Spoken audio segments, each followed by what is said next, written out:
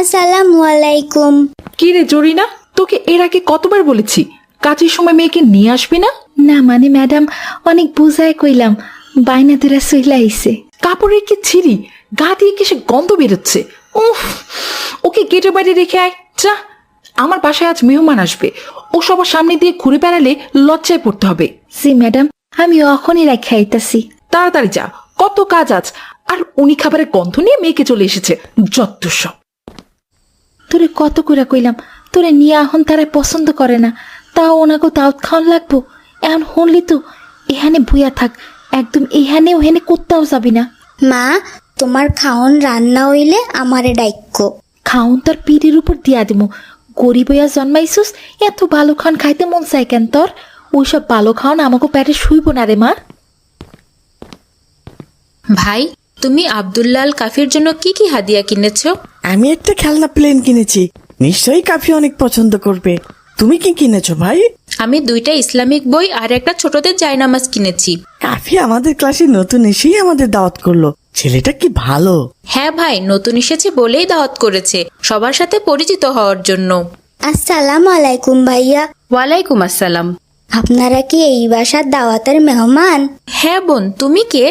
আমার মায় এই বাসায় ম্যাডাম গো কাম করে, আমি মায়ের লাগে আইছি।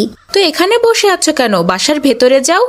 একবার গেছিলাম, কিন্তু আমাগো গরিব গো গায়ে তো অনেক ময়লা থাকে, আমাগো দেখলে সবাই ঘেন্না করব, এই জন্য ম্যাডাম বাইর কইরা দেছে। আপনি কি আমার একটা কাজ কইরা দেবেন ভাইয়া? কি কাজ? রান্ধন শেষ হইলে আমার একটু খবর দেবেন, আমি পোলাও রোস্ট খামু। আচ্ছা, আমার মনে থাকলে চেষ্টা করব। আসসালামু আলাইকুম। ওয়ালাইকুম আসসালাম। আমি পোলাও খামু, আমি রোস্ট খামু, আমার একটু পোলাও দাও না, রোস্ট দাও। মা, মা তাড়াতাড়ি এসো মা, দেখো নোংরা বুয়ার বাচ্চা ডাইনিং এ ঢুকেছে, আমি কিন্তু বমি করে দিব। আমারে একটা রোস্ট দেবেন ভাইয়া, আমি নিয়াই চইলা যামু, বাইরে যাইয়া খামু, আপনাকে তখন আর জ্ঞান না লাগবো না।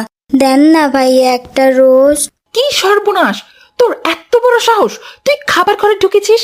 দাঁড়া, দেখাচ্ছি মজা। আমারে ছাইরা দেন, দয়া কইরা ছাইরা দেন, আমি আর রোস্ট খাইবার চামু না, আর খাওয়ার ঘরে ঢুকমু না, ছাইরা দেন আমারে। ওরে সাইরা দেন ম্যাডাম, দয়া করে সাইরা দেন, আমি হরি নিয়ে চইলা যাইতাছি অহন্তিকা। আজ থেকে তোর এই বাসায় কাজ করা বন্ধ, তুই আর আসবি না, বের হয়ে যা বাসা থেকে।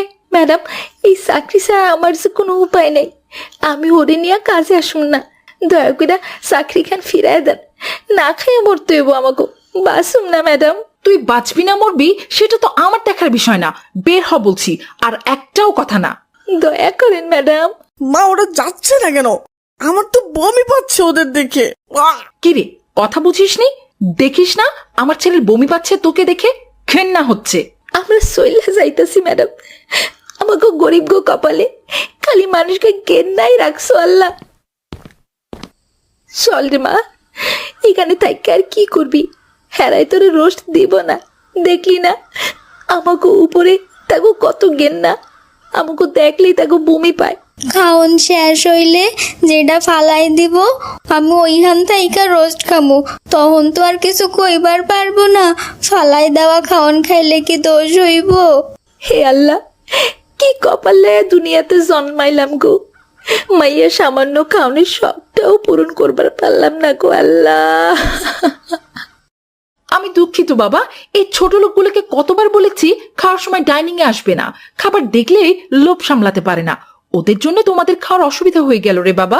খালাম্মা, ওই মেয়েটা তো আমাদের মতনই, হয়তো বয়সে আমাদের চেয়ে ছোটই হবে, গরিব মানুষ, ওরা তো আর আমাদের মতো সবসময় ভালো খাবার খেতে পারে না, ওদেরই খাওয়ানো উচিত আমাদের, অথচ ওদের দিয়ে কাজ করিয়ে ওদের খাবার না দিয়ে আমরাই নিজেরা সেই খাবার খাচ্ছি।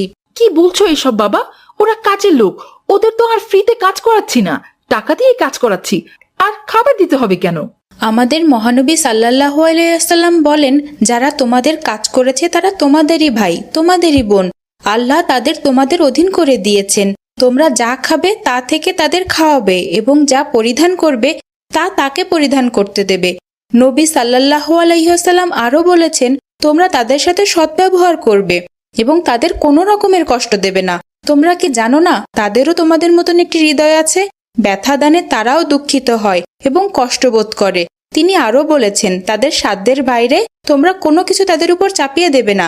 যদি কোনো কষ্টকর কাজ তাদের উপর চাপিয়ে দাও, তাহলে অবশ্যই তোমরা তাদেরকে সাহায্য করবে। তোমার কথা শুনে অনেক লজ্জা লাগছে বাবা। তুমি এত ছোট মানুষ হয়ে কি সুন্দর কথাগুলো বললি, আমার অনেক অনুতপ্ত লাগছে। খালাম্মা, আমি ওদের ডেকে নিয়ে আসি। ওই পিচ্চি মেয়েটাকে একটা রোস্ট দিলে ও অনেক খুশি হবে। আপনাদের তো অনেক আছে খালাম্মা। অবশ্যই বাবা, আমি নিজে যাচ্ছি ওদেরকে ফিরিয়ে আনতে। তুমি আরাম করে খাও, তারপর তাদের তোমার পাশে বসে খাবার দিচ্ছি। আজ থেকে আমি কাজের মানুষের সাথে নবীর শেখানো ব্যবহার করার চেষ্টা করব, ইনশাআল্লাহ। আমিন আমিন।